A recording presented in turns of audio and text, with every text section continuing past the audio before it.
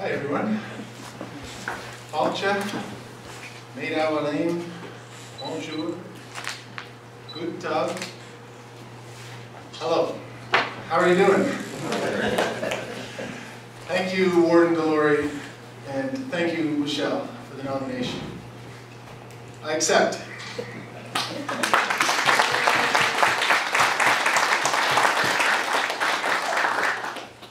Thank you for those very kind introductions.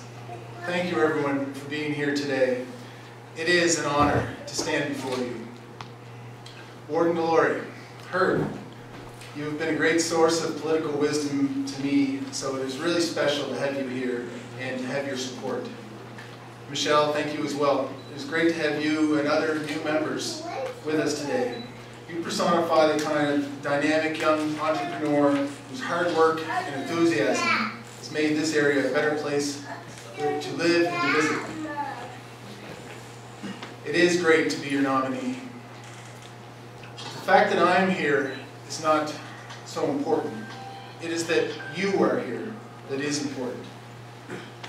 I'm just a little drop of water, but this group that we have here today is like the wave forming off in the distance, coming together and building power as it rolls to the shore of victory.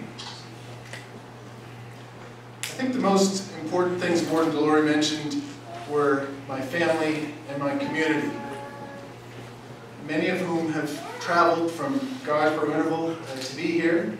Christina and Silas, has anyone heard him yet? My parents, my in-laws, and other close neighbors and friends. Thank you very much. 10 years ago, I was being recruited out of law school and could have gone to Calgary or back to Toronto, like many of my classmates. But I chose to come home. I did that for the same reason as I'm in front of you here today. Because I'm a loyal Nova Scotian, because I care about my people, because there's important work to be done, and I know I can help. Now, people may ask themselves, or they may say to you, oh, he's a lawyer. What does he know about what's going on in my life, what I'm going through? Let me tell you what I know and how I think. I have always been driven by justice, by the search for justice. I have been a litigator, fighting for people in this area who have been accused, who are being pressured through a divorce, who have been injured or abused. I have represented soldiers suffering the effects of PTSD. I fight for them. Seeking justice drives me. It drives me every day to do more. It drove my education. It brought me back home to see if I can make a difference to the people I care about the most. That same desire to do good, to make a difference, is what brings me before you today. Justice is about individual rights, yes. But it is also about creating just laws for our country. That is what I can do. We also seek economic justice, fairness, and prosperity for the people of Cape Breton and Canso.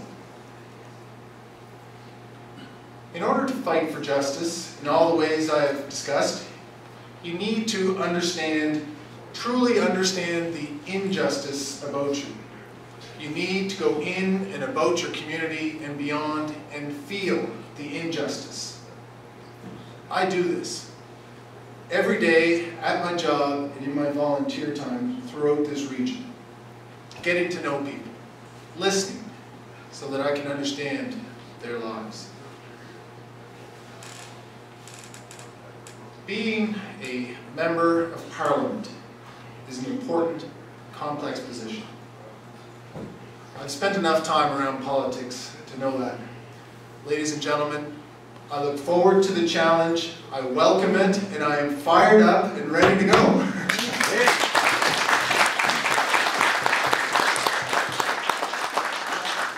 I believe an MP has two jobs. First, you need to represent your region in an intelligent, modern way on the issues of the day, dealing with such things as international relations, criminal justice, cultural issues, environmental policy, Aboriginal policy, those kinds of things. But there is a second responsibility, and that is to be an economic leader for your people. It is the responsibility of your Member of Parliament to have an understanding of the economic ecosystem of his area, to be able to recognize opportunities for economic growth and act on them. Those actions may involve advocating for change in laws, or may mean identifying, bringing together different industry leaders that should be working together. It also means helping to improve the image of our area in the eyes of investors and the wider public. So much of what we value and cherish depends on a strong economy, so I feel it is incumbent upon our political leaders to be focused on the economy. I am sensitive to this issue, as in my travels as Chamber President, I saw up close that we have the best of reputations and the worst of reputations. We win awards for being a culturally rich and scenic destination, but when it comes to our economic image, we know there are problems. And in a competitive world, image problems can hold back investment attraction. I want to change that. Change how people talk about Cape Breton and Eastern Nova Scotia. This focus on the economy is one of the reasons why I am a Conservative and want to be part of the National Conservative team. This is a group of people that sees the importance of focusing on the economy. Certainly, as much as any government in the world, they are doing so successfully and getting results. It will be good for our region to have a strong voice in the next Conservative government. In particular, for our region, the comprehensive free trade agreement with the European Union should be of great benefit. There is a market of 500 million people that will now have barrier-free access to Canadian goods and vice versa. We are perfectly situated to benefit from this agreement if we do it right.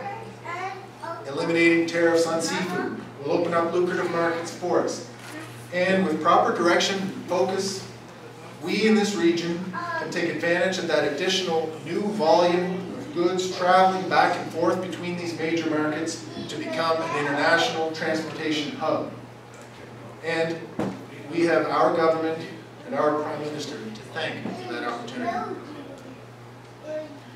Now, people naturally ask me about the Prime Minister and the national situation, the polls, the leaders, and how all of that will affect me and the chances of winning this riding. First of all, that's not how I look at politics. The leader is important, of course, but what should be on people's mind when they mark their X is who will be the best representative for you. But I do think about Prime Minister Harper. Here is a man with a nice family that appears to love him. He likes hockey. He likes hockey so much, in fact, they wrote a book about hockey and gave away the proceeds. That struck me as a pretty nice thing to do. He's also a good musician. We've seen him playing the piano on TV. Surely that should get him some credit around these parts. And maybe if he comes this way, Dad, we can test him out and see if the Prime Minister knows how to chord. On top of it all, he has guided our country to an economic status that is the envy of the G7. He has successfully guided Canada through an economic crisis that had governments around the world scrambling for direction. He has guided our middle class to an overall economic status that is, by any calculation, the most prosperous in the world. Of course, we have not seen the complete effects of that here in Eastern Nova Scotia and Cape Breton, but that can change. We can change it. Now, other parties will tell you that these enviable results, this kind of performance, is a complete accident, that really anyone could have done the same. But we know that is not how things work nationally or locally.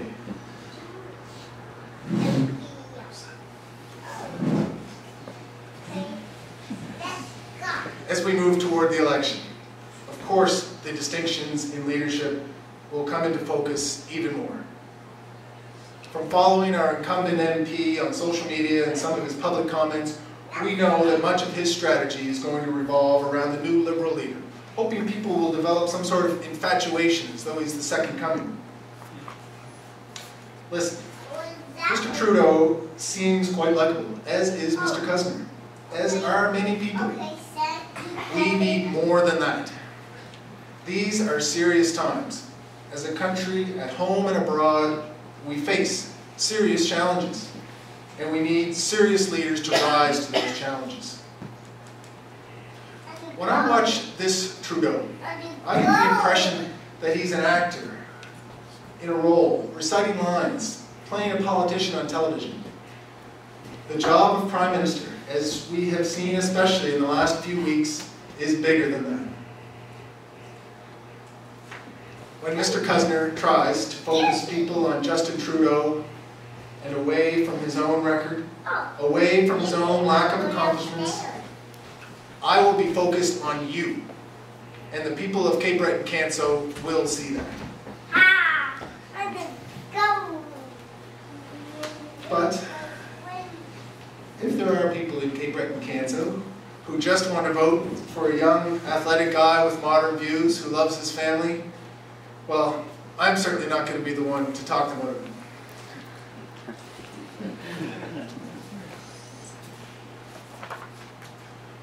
While I believe the national party comparisons will help us, I really think we need to keep our focus on the local picture. And speaking of locally, I just, as we're doing this nomination, I think of some of the proud tradition that I want to build on of local MPs and MLAs. A couple of friends of mine that couldn't be here today, our former Premier Rodney MacDonald signed up as a member and wishes me well. He's playing today in Antigonish. Alan McMaster as well, who's been a great advisor to me. Of course, Alfie McLeod, Eddie Orrell, Ronnie Chisholm, Eva Landry, who wished she could be here with us today as well, and others. I have been getting great advice from this group already and will be leaning on them even more as the campaign rolls along. Now, someone else who I know in a way wishes they could be here is our former MP, my friend Justice Lawrence O'Neill. Justice O'Neill is now the Associate Chief Justice of the Supreme Court Family Division in Nova Scotia, so of course now he's not able to be involved in politics. Justice O'Neill was a valued mentor of mine in my early years of practice. We were close enough, in fact, that after he became a judge, Christina's and my wedding was the first one where he presided. And another person who has been a mentor to me and wishes he could be here is the MP for Central Nova, the Justice Minister, Peter MacKay, or as Warden Delory calls him, the old truck. I want to give a special welcome to the people from Eastern Antigonish County who have become used to being represented by Peter. Know that I aim to replicate his approach, his work ethic, and his dedication to Nova Scotia. I'm fortunate to count myself among his trusted friends, and I've tried to learn as much as I can from him over the years. Now, until just over a week ago, this was to be a contested nomination. And at this time, I want to also express my thanks to Derek Kennedy for running a clean campaign, for carrying the banner for our party in the last election, and for always being nice to me. You always hope that within a party, that even in competitive situations, everyone maintains the highest levels of civility. I always thought that would be the case, but I found out for sure when we were both attending the Atlantic Caucus meetings in PEI, which was a great event, by the way. When Derek was shucking oysters, and he shucked a few oysters for us. It's nice when competitors can break bread together or dip that bread in oyster juice, as the case may be. Now, the election. The election is set for next October. We now need to focus on the campaign. We are building a strong campaign team for the next election, And I'm proud to be able to say that in the course of this nomination, I have been able to bring dozens of new members to this party that were willing to come out to a contested nomination meeting. Many others have renewed their memberships as well, and I'll be reaching out to all of them, to all of you, to help build a winning team for the election. In fact, I invite you to volunteer today. So please speak to me or one of the people with me before you go today. I really need your help. I have also been consciously reaching out to people who may not naturally be inclined to join the Conservative Party, but are doing so because they know that here and now, that is how things will truly change for the better. Of course, there is much more to do. Now, I told myself I wouldn't be getting into something like this if I didn't think I could win. And to help make sure things are going that way and everything's been properly accounted for, I have had the pleasure of working on a campaign plan with retired Colonel Mike McLean over the past year or so. We have used the military model of plan development, and I think it's going to pay huge dividends.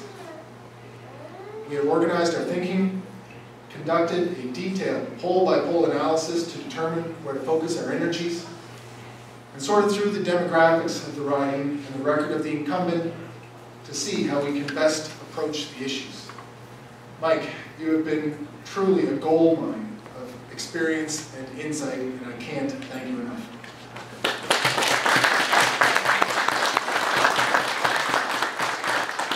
Now I know Mike looks kind of young to be a retired anything, as do many of you.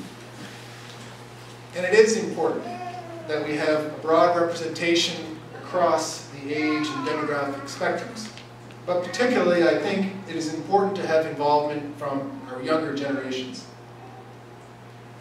And I think it is safe to say, and I'm proud to say, that at this time there are more people under 40 signed up as members of the Conservative Party in this riding than certainly in recent memory. And that is no accident. I have set out purposefully to include younger people in this party. This approach helped grow the Strait Area Chamber of Commerce when I was president, and I believe it can work here as well. Now, in my travels throughout this riding, as Chamber of Commerce president, and as a practicing litigation lawyer, I've witnessed the effects of our young people and young families going out west for better opportunity. I've seen the harm it does to individual families dealing with the extended absence of a parent, and to communities and community organizations such as fire departments and others. Sometimes I wonder if anywhere else in the world has ball games canceled because too many guys are away at work. It certainly happens here. As president of the Chamber of Commerce and co-chair of the Cape Breton Oceans Sector Economic Team, I led efforts to identify the key industries for our region and to start laying the groundwork for ocean-based industries such as energy exports, international transportation of goods, and offshore oil and gas servicing. To locate here in this region, I believe that these are the kind of high-end trade, science, and engineering positions, both onshore and marine, that will attract young people in the greatest numbers to this region and back to this region. I have a special message for you seniors in the room as well. I see you. I want you to know that I think about you a great deal. You know, and I want you to know that I know, that in many ways, when it comes to our economy and attracting youth, it is you that have the most at stake. A satisfying, comfortable, well-deserved retirement depends on having vibrant communities and a solid tax base to fund the services that we will all eventually require. We want a comfortable retirement to be a reality in our futures, here in Cape Breton, Canso. But that doesn't happen by accident either. There is a new era of leaders in this area who understand that the old ways of doing politics need to change if we are to get ahead. I can provide a strong voice for this new wave and change things for the better. few of those younger people here in the room, or at least they act like they're still young, are friends and teammates from my ball and hockey teams, most of whom I believe I have not hit with a pitch. I always say you can learn a lot about somebody by how they act during a game, a hockey game, a ball game, or whatever. So these guys know me really well, and I'm very proud that they've come out today. It is no secret that you learn some valuable lessons from sports, lessons on leadership, sacrifice, teamwork, the importance of being prepared, and performing under pressure. Being grilled by judges hasn't done it. I hope that pitching at various Eastern Canadians, Nationals, and God's Book of Home Week Championships has helped prepare me for the pressures of the House of Commons. Again, let me say how wonderful it is to see all of you out here today on a nice Saturday, a little cold. As a young father, I'm particularly happy that we were here before bedtime so that my family could join me. He's still here somewhere. This is obviously a big commitment on the part of my family, and so I want to give a special thank you to my beautiful wife, Christina. To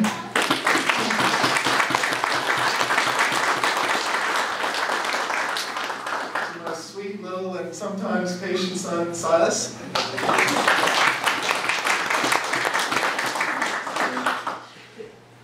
They have been a part of this from the beginning, and the importance of their support, and by they I mean Christina, cannot be overstated. Of course, my parents, Danny and Mary Teresa, deserve a great deal of credit for me being here today.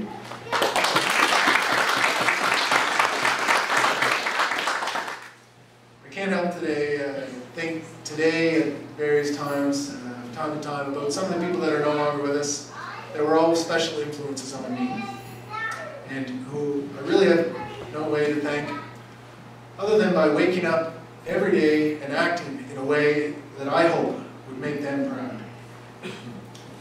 So I want to thank you all again for being here. You are doing a service to your community and to democracy by joining this party and coming out today.